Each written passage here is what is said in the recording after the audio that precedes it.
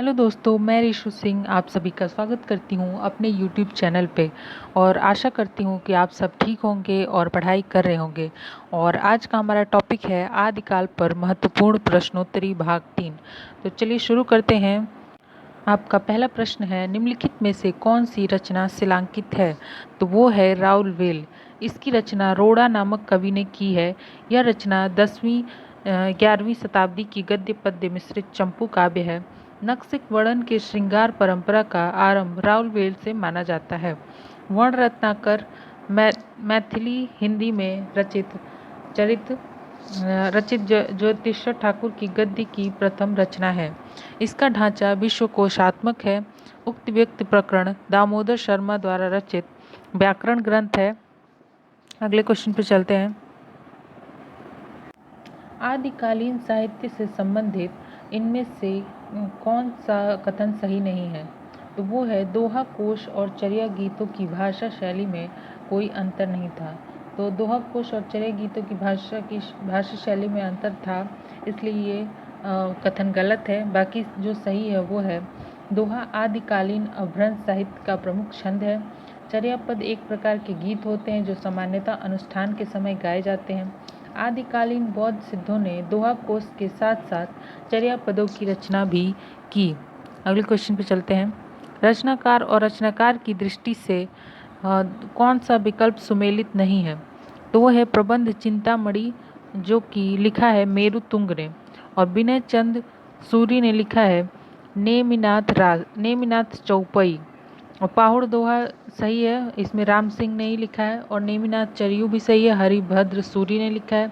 भविष्यत कहा धनपाल ने लिखा है। जसहर चरित्र के लेखक हैं।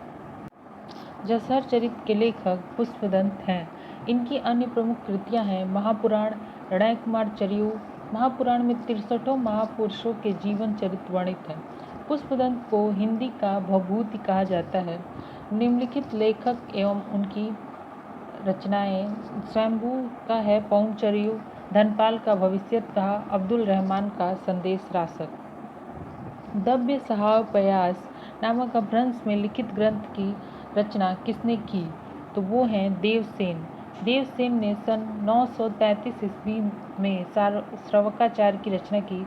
श्रावकाचार्य में 250 दोहों में श्रावक धर्म का प्रतिपादन किया। देवसेन के अन्य ग्रंथ हैं नय चक्र, दर्शन साल, भाव संग्रह, तत्वसार आदि, जिसमें नय चक्र और श्रावकाचार्य और दव्य सहाय प्रयास यही प्रमुख हैं। आसगु कवि ने लिखा है चंदनवाला रास। शालिभद्र सूरी ने लिखा है भरतेश्वर बाहुबली रास। जिन धर्म सूरी ने लिखा है स्थूलिभद्र रास। अगले क्वेश्चन पे चलते हैं। संदेश रासक किस प्रकार का काव्य है? तो वो खंड काव्य है। संदेश रासक एक प्रकार का खंड काव्य है। यह काव्य कालिदास द्वारा रचित मेघदूत से प्रेरित है। रचनाकार ने इसका मंगलाचरण इस प्रकार किया जिसमें हिंदू और मुसलमान दोनों धर्मों के तत्वों का सम्मिश्रण है। अलवार संतों की संख्या कितनी मानी गई है? तो वो है 12। अलवार तमिल कवि एवं संत थे। इनका काल 6वीं से 9वीं शताब्दी के बीच रहा। इनके पदों का संग्रह दिव्य प्रबंध कहलाता है। कैमास पद किस ग्रंथ की प्रमुख घटना है? तो वो है पृथ्वीराज रासो।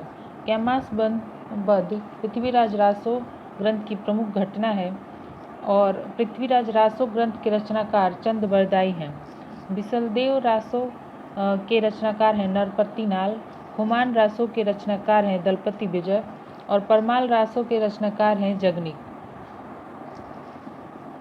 अभ्रंश भाषा में लिखित रामचरित कौन सा है?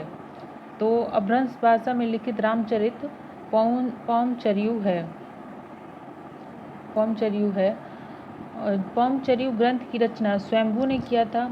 इनकी अन्य रचनाएं ऋठिणेम चरियू तथा स्वयंभू छंद है। स्वयंभू को अभ्रंश का वाल्मीकि तथा व्यास भी कहा जाता है।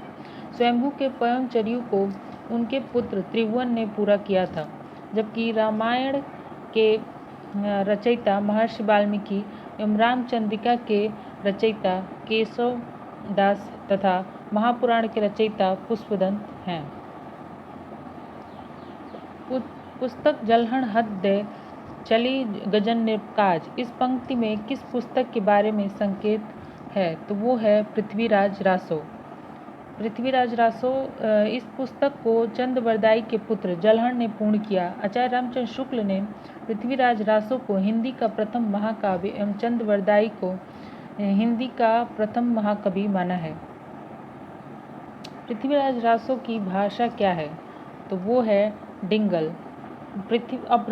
अपभ्रंश और राजस्थानी के मिश्रित रूप को डिंगल कहते हैं, जबकि अपभ्रंश तथा ब्रज भाषा के मिश्रित रूप को पिंगल कहते हैं।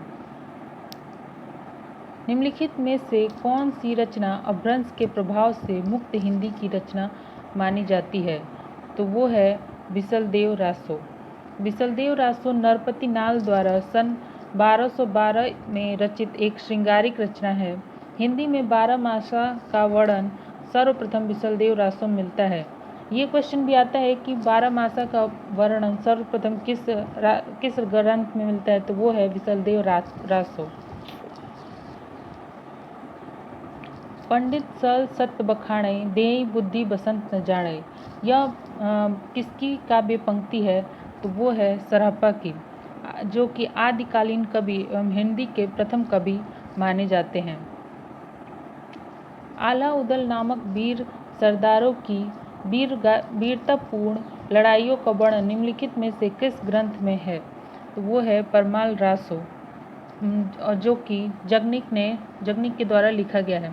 आला छंद में लिखे जाने के कारण इसका अन्य नाम आला खंड भी है। इस छंद को वीर छंद भी कहते हैं। यह 31 मात्राओं वाला छंद है जो युद्ध भूमि में योद्धाओं का जोश बढ़ाता है। आला खंड को सर्वप्रथम सन 1865 ईस्वी में फर्रुखाबाद के तत्कालीन जिलाधीश चार्ल्स इलियट ने प्रकाशित करवाया था। डॉक्टर रामकुमार वर्मा ने अपने इतिहास ग्रंथ हिंदी साहित्य का आलोचनात्मक इतिहास में हिंदी का पहला कवि किसे माना है? तो वो है स्वयंभू, जबकि सरहप्पा को राहुल सांकृत्यायन ने हिंदी का पहला कवि माना है। सामान्यतः सरहप्पा को ही सर्वमान्य रूप में हिंदी का पहला कवि माना जाता है। तो आज की वीडियो हमारी यहीं तक थी, और आपको मेरी वीडियो कैसी लगी प्लीज़ कमेंट करके बताइए, और जो भी त्रुटि हो वो भी कमेंट में लिखें। और मेरे चैनल को, अगर मेरी वीडियो अच्छी लग रही है आपको, तो मेरे चैनल को सब्सक्राइब कीजिए। Thank you.